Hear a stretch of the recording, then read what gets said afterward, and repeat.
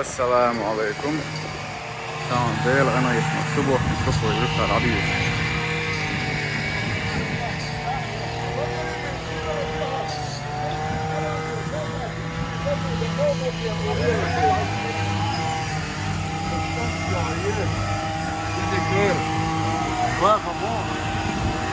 Hüseyin, selamun aleyküm.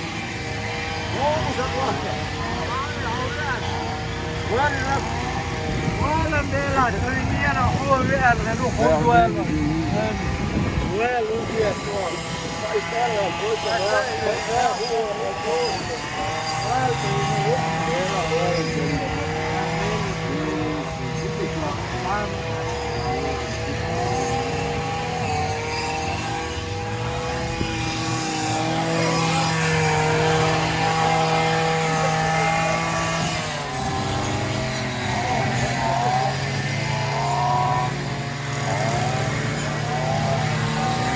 ما شاء الله ما قصده وقت كده. الله ده شيء ده عضله.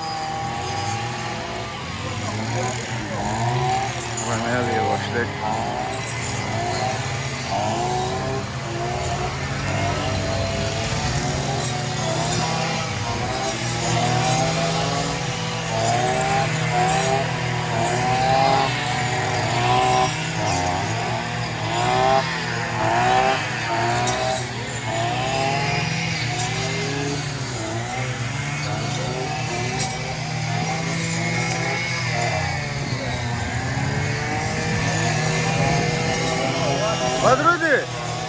بدرودي ويا الخيرتم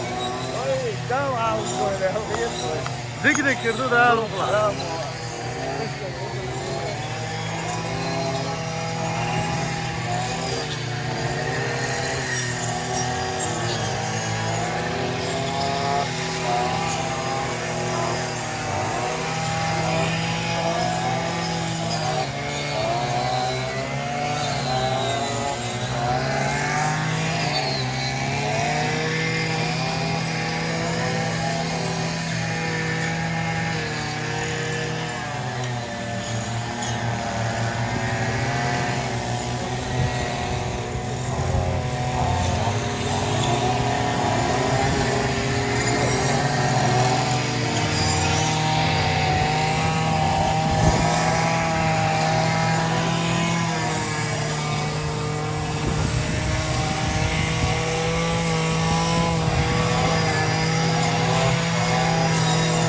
اقو شونز وديك عيشون